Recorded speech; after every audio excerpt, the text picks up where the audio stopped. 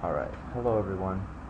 This is an intro tutorial to light channel unwraps and light channels. My name is Navin Supphapholsiri and this is UDK version 8788.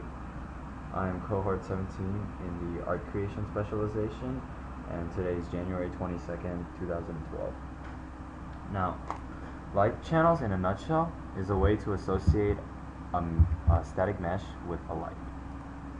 The easiest way to explain this would be, let's say I have a light in a channel, and then I have a static mesh in the same channel, so that light is associated with that static mesh in that channel. Now anything else that's in that channel will also be affected, but if these two objects were only in their own channel, then these two objects would only be affecting each other.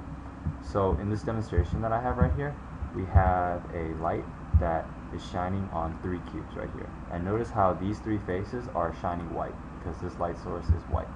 Now if you look behind here, these faces are shining a color.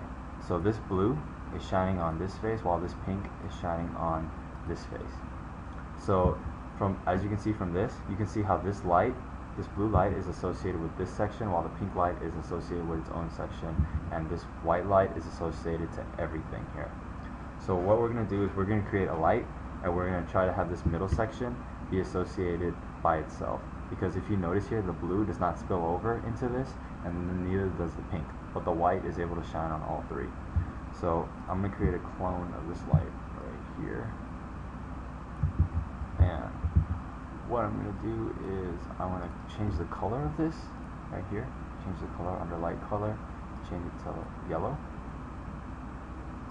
and we're going to change the channels of this. So by default, in both static mesh BSPs and lights, they enter the scene with BSP, static, and composite dynamic checked off. And we don't have this checked off right now because I copied it from the blue light.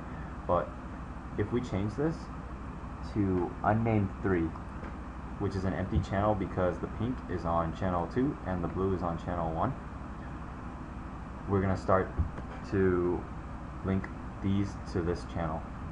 So this static mesh here is linked to the BSP, static, and composite dynamic. So anything in these channels would affect this cube. So we're going to turn off everything here and put it in unnamed 3. And we're going to do the same for this plane right here. We're going to put it in unnamed 3, and then we're going to build the light. So we're going to build the light and press OK. There we go. It's a little slow. So after we built this, notice that this face is yellow, and only this face is yellow. But if we look over here, it's still associated with white light here, and the color lights are individually attached, associated to their own channel. So pretty much this is how you use light channels to associate lights with each other. This is kind of important when you're trying to create reflections or a certain shine or shadows that appear over a certain static mesh in your scene. So that's all for light channels. Now for light channel unwraps, which is also another important thing to know in UDK, is that these unwraps can only be done in a 3D modeling program efficiently. You can do it in the UDK, like a UDK can generate a unique UV for your object, but it would be better to create it in the modeling program because you'll get a more accurate and efficient result. So we're going to open up 3ds Max here, and here we have an object that is already fully textured. So what we're going to do is, you have your editable poly here, you're going to go to Unwrap Uvw, and notice that this layer right here is associated in map channel 1. And we look in the UVs, and the UVs are all there, and they look nice. Alright, so what we're going to do is we're going to create another Unwrap Uvw. We're going to change this map channel to channel 2, and we're going to move the UVs from the current one to channel 2.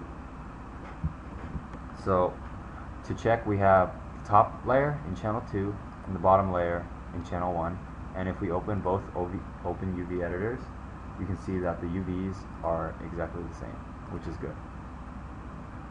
So what we're going to do next is we're going to collapse everything onto the editable poly, so it will come in with two sets of unwraps.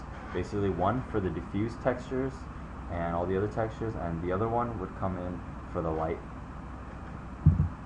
So once we get in and we put everything into UDK, go into the content browser and we click on our static mesh, there are two things that you need to note for. And the first thing is this UV channel here. The UV channel 1